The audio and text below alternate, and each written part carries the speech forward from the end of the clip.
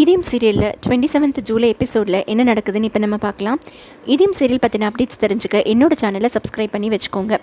So இப்போ ஸ்வேதா கம்பெனிக்குள்ளே பார்க்குறாங்க. பார்த்தா அங்கே எல்லோரும் வேலை செஞ்சிட்ருக்காங்க. அவங்க அப்படியே அதிர்ச்சி அடைஞ்சிடுறாங்க. உடனே பாரதி சொல்கிறாங்க, இந்த ஆடை நான் கொடுத்ததே வேலைக்கு இருக்கிறவங்கள திருப்பி வரவழைக்கிறதுக்கு தானே தவிர புதுசாக ஆள் எடுக்கிறதுக்கு இல்லை அப்படிங்கிறாங்க. இதை கேட்ட உடனே ஸ்வேதா ரொம்ப அதிர்ச்சியாக அப்படியே எல்லாரையும் பார்த்துட்டே இருக்கும்போது எல்லாரும் சொல்கிறாங்க, மேடம் நீங்கள் சொன்ன மாதிரி நாங்கள் ஃபோனை எடுக்கலை, ஆஃபீஸும் வரல. பட் ஆனால் இந்த மாதிரி ஒரு ஆடை பார்த்த உடனே எங்கள் வீட்டில் இருக்கிறவங்களே கேட்க ஆரம்பிச்சிட்டாங்க, உங்களை என்ன வேலையை விட்டு அமுச்சிட்டாங்களா, இனிமேல் வேலை இல்லையான்னு. இந்த வேலையை நம்பி தான் மேடம் நாங்கள் எல்லோரும் இருக்கோம். நீங்கள் சொன்னபடி தான் நாங்கள் கேட்டோம். பட் அதையும் மீறி ஒன்று நடக்கும்போது நாங்கள் என்ன மேடம் பண்ண முடியும், அதான் வேலைக்கு வந்துட்டோம் அப்படின்னு சொல்கிறாங்க.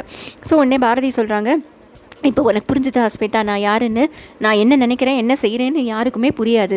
நான் செய்ய வேண்டியதை கரெக்டாக செஞ்சுருவேன் அப்படின்னு சொல்கிறாங்க. ஸ்வேதாவுக்கு ரொம்ப அசிங்கமாக போயிடுது. அவங்க அங்கேருந்து வெளில போயிடுறாங்க. உடனே ஆதி ஆஸ் யூஷுவல் அவரோட பிட்டு போட ஆரம்பிச்சிடுறாரு. உடனே அவர் உடனே பாரதியை பார்த்து, ரொம்ப சூப்பர் மேடம், இந்த மாதிரி நீங்கள் பண்ணுவீங்கன்னு எதிர்பார்க்கவே இல்லை. உங்களோட மூவ் ரொம்ப இன்டெலிஜென்ட் மூவு. ஸோ எல்லோரும் வேலை போய்டும்னு பயமுறுத்தி எமோஷ்னலாக அவங்கள பிளாக்மெயில் பண்ணி உள்ளே கொண்டு வந்துட்டீங்க. Super madam. பொதுவாக அழகாக இருக்கிறவங்களுக்கு அறிவில்லைன்னு சொல்லுவாங்க. ஆனால் உங்களுக்கு தான் அழகு அறிவு ரெண்டுமே சேர்ந்துருக்கு. ரொம்ப ஆச்சரியமாக இருக்குது எனக்கு. யானைக்காது இருக்கிறவங்களுக்கு ரொம்ப அறிவு இருக்குன்னு சொல்லுவாங்க, அது கூட உங்களுக்கு பொருந்தும் அப்படி இப்படின்னு ஒரே பாரதியை புகழ்வாங்க. பாரதி அப்படியே சிரிச்சுக்கிட்டே போயிடுவாங்க.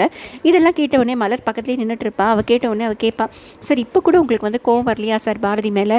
உங்கள் சொத்தெல்லாம் எழுதி வாங்கிட்டாங்க, இப்பயும் உட்காந்து அவளை புகழ்ந்துட்டுருக்கீங்களே அப்படின்னு சொல்லி மலர் கேட்பாங்க. அதுக்கு ஒன்றே ஆதி சொல்வார், இதெல்லாம் லவ்மா, அன்கண்டிஷ்னல் லவ் அப்படிம்பாங்க. இதை உடனே கேட்க தான் எனக்கு உங்களை ரொம்ப பிடிச்சிருக்கு சார் அப்படின்னு மலர் சொல்வாள். உடனே அதுக்கு ஆதி சொல்வார், இது அப்படியே போய் நீ கொஞ்சம் தயவு செஞ்சு பாரதிக்கிட்டே சொல்லு அப்படின்னு சொல்லிட்டு அவர் ஒரு மாதிரி சிரிச்சுக்கிட்டு அங்கேருந்து போயிடுவார். மலர் பாவம் சோகமாக அங்கேருந்து போயிடுவாள். ஸோ இப்போ தமிழ் வீட்டுக்கு வரா ஸ்கூல்லேருந்து. வந்த உடனே அவர் ரொம்ப கோவமாக உட்காந்துக்கிறா. உடனே பாரதி என்னாச்சு, வா சாப்பிட்லாம், ஹோம்ஒர்க் பண்ணலாம் அப்படின்லாம் சொல்லி கூப்பிடுவாங்க. அதுக்கு உடனே தமிழ் சொல்வா, நான் ரொம்ப கோவமாக இருக்கேன், காலையில் என்னாச்சு தெரியுமா அப்படின்னு சொல்லிட்டு துரச்சித்தப்பா அப்பாவை மிரட்டினார். அப்பா பாட்டுக்கு பேசாமல் இருந்தார். எனக்கு அது பிடிக்கவே இல்லை. அப்பா பழைய அப்பா மாதிரி இல்லை, மாஸ்க் காட்டவே இல்லை. அப்பா பாட்டுக்கு உட்காந்துட்டே இருக்காரு, சும்மாவே இருந்தார் அப்படின்னு சொல்லி அவள் ஒரே புலம்புவா. அந்த இடத்துக்கு நம்ம ஆதி வருவார். ஆதி வந்த உடனே தமிழ்கிட்ட என்ன தமிழ் வாங்க, ஸ்கூலில் என்ன நடந்துச்சு அப்படின்னு கேட்பாரு. அவள் ஒன்றுமே பேசாமல் தள்ளி போய் உட்காந்துப்பா. உடனே பாரதியும் சொல்லுவாங்க, நீங்கள் எதுக்கு அவனெல்லாம் பார்த்து பயப்படுறீங்க, வீட்டில் இருக்கிறவங்கள பார்த்து பயப்படுறீங்க, அதுக்கு என்ன காரணம்னு கேட்டாலும் சொல்ல மாட்டேங்கிறீங்க. இப்போ என்னடான்னா காலையில் தமிழோடு நீங்கள் போகும்போது துரை மிரட்டியிருக்கான், அவனை பார்த்து நீங்கள் பயந்துருக்கீங்க. என்னது இது, எனக்கு இதெல்லாம் புரியவே இல்லை, எதுக்கு அவனை பார்த்து பயப்படுறீங்கன்னு தெரியல அப்படின்னு அவங்கெல்லாம் பேசிக்கிட்டே இருக்கும்போது அந்த இடத்துக்கு துரை வருவார். அவர் காலையில் செம்மையாக அடி வாங்கினதுனால ஐயோ வெளிக்குதே அப்படின்னு கத்திக்கிட்டே வருவார். மூக்கில் பிளாஸ்டர்லாம் போட்டுக்கிட்டு வருவார். வந்த உடனே அதை பார்த்த உடனே தமிழுக்கும் பாரதிக்கும் பயங்கர சந்தோஷமாயிடும். உடனே அவங்க ஓகே இவர் தான் துரையை அடிச்சிருப்பாரு அப்படின்னு சொல்லி புரிஞ்சுப்பாங்க. புரிஞ்சுக்கிட்ட உடனே துரையும் இவங்களை பார்த்த உடனே ஒன்றும் சத்தம் போடாமல் அப்படியே போயிடுவார். உடனே தமிழுக்கு ரொம்ப சந்தோஷமாயிடும். உடனே அப்பா இப்போ தான்ப்பா எனக்கு உங்களை ரொம்ப பிடிச்சிருக்கு அப்படின்னு சொல்லிட்டு தமிழ் ஓடி கட்டிப்பான். உடனே பாரதி கிட்ட முன்னாடி அவர் காஃபி கேட்டிருப்பாரு, நீங்கள் துரையெல்லாம் ஒன்றுமே பண்ணலை, நான் உங்களுக்கு ஒன்றும் கொடுக்க மாட்டேன்னு சொல்லியிருப்பாங்க. இப்போ அவர் திருப்பி கேட்பார், இப்போ காஃபி கிடைக்குமா அப்படின்னு கேட்ட உடனே பாரதி டபுள் ஸ்ட்ராங்காக அதோ தரேன் அப்படின்னு சொல்லிட்டு போவாங்க.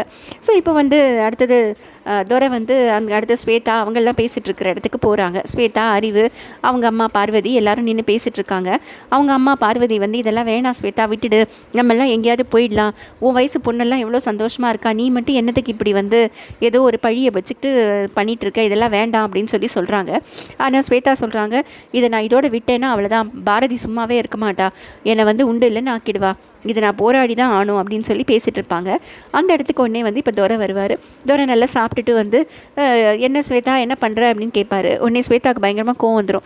உன்னை இங்கே கூட்டிகிட்டு வந்ததே நீ எதாவது பாரதியும் ஆதியும் எதாவது பண்ணுவேன்ட்டு, நீ நல்லா சாப்பிட்டு தூங்கின்னு ஜாலியாக இருக்க, ஏதாவது செய்ய அப்படின்னு சொல்லுவாங்க. என்ன ஸ்வேதா அப்படி மரியாதை இல்லாமல் பேசுகிற அப்படின்னு கேட்ட உடனே அறிவு ஒன்றே சொல்வார், என்ன மாப்பிள்ள, அவள் எதுவும் உங்கள் மேலே இருக்கிற அன்பில் பாசத்தில் தான் பேசுகிறா அப்படின்னு ஏதோ கவரப் பண்ணுவார். உடனே ஸ்வேதாவும் டக்குன்னு ஆமாம் எனக்கு இல்லாத உரிமை அவங்க மேலே அப்படின்னு சொல்லி பேசின உடனே துரை அப்படியே சைலண்ட் ஆகிடுவார். சரி என்ன வேணும் உங்களுக்கு, ஏதாவது அவங்கள பண்ணணும் அவ்வளோதானே, நான் ஒன்றும் சொல்ல மாட்டேன், நான் என்ன செஞ்சு காட்டுறேன், நாளை காலையில் பாருங்கள், அவங்க 2 பேரும் ஆடி போகிற மாதிரி ஒரு விஷயத்தை நான் பண்ண போகிறேன், அதை நீங்கள் நாளை காலையில் பாருங்கள் அப்படின்னு சொல்லிட்டு போயிடுவார். உடனே இவங்க 2 பேரும் அறிவும் ஸ்வேதாவும் பேசிப்பாங்க. இவன் ஏதாவது பண்ணுவான்னு கூட்டிகிட்டு வந்தால் இவன் ஒன்றும் பண்ணவும் மாட்டேங்கிறான், எதையோ எசுக்கு பொசுக்கா ஏதோ பண்ண வேற போகிறான் போல இருக்குது, சொல்லியும் தொலைய மாட்டேங்கிறான் அப்படின்னு சொல்லி பேசிப்பாங்க. அதுக்கு ஒன்றே ஸ்வேதா சொல்லுவாங்க, என்ன பண்ணாலும் அவன் தானே இப்போ மாட்டிக்கு போகிறான், நமக்கு என்ன வந்துச்சு, நீங்கள் பேசாமல் இருங்க, என்னத்தையாவது பண்ணி தொலையட்டும் அப்படிம்பாங்க. ஸோ இப்போ அடுத்த நாள் காலையில் ஆகிடும். பாரதி ஒன்றே ரெடி ஆகிட்டு போய் தமிழை ரூமில் தேடுவாங்க. பார்த்தா தமிழ் ரூமில் இருக்கவே மாட்டாங்க. அவங்க எல்லா இடத்துலையும் தேடி தேடி பார்த்துட்டு என்ன காணுமேன்னு சொல்லிட்டு நேராக போய் ஆதியை எழுப்பி விடுவாங்க. ஆதி எழுந்துருங்க, தமிழை காணும் அப்படின்னு சொல்லிட்டு கூப்பிடுவாங்க. உடனே ஆதி உடனே சொல்வார், தமிழ் அம்மா ரூமில் இருப்பாங்க பார்த்தீங்களா, அவங்க ரூமில் பார்த்தீங்களா அப்படின்னு அவரும் நிறைய கேள்வியெல்லாம் கேட்பார். இவங்க சொல்லுவாங்க, நான் எல்லா இடத்துலையும் பார்த்துட்டேன், தமிழை காணும், சீக்கிரம் வாங்க அப்படின்னு சொல்லி கூப்பிடுவாங்க. உடனே திருப்பி 2 பேருமா சேர்ந்து வீடு முழுக்க தேடிட்டு அப்போ பாரதி வந்து வாசலில் வந்து பார்ப்பாங்க. பார்த்தா தமிழ் வச்சு விளையாடிட்டு இருந்த பொம்மை வந்து அங்கே கீழே கிடக்கும். இதை பார்த்த உடனே அவங்க எடுத்து கையில் வச்சுக்கிட்டு, ஐயோ தமிழுக்கு என்ன ஆச்சுன்னு தெரியலையா, பொம்மை கிடக்கே, ஆதி சீக்கிரம் வாங்க அப்படின்னு கூப்பிடுவாங்க.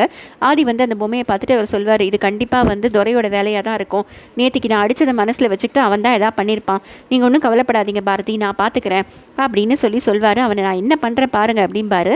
அதோட இந்த எபிசோடு முடியுது. ஸோ இப்போ வந்து தமிழை துரை வந்து கடத்திட்டாருன்னு நினைக்கிறேன். ஸோ அதை பார்க்கணும் அடுத்த எபிசோடில் எப்படி கொண்டு போகிறாங்கன்ட்டு. ஸோ இதயம் சீரியல் பற்றின அப்டேட்ஸ் தெரிஞ்சுக்க என்னோட சேனலை சப்ஸ்கிரைப் பண்ணி வச்சுக்கோங்க. Thank you friends.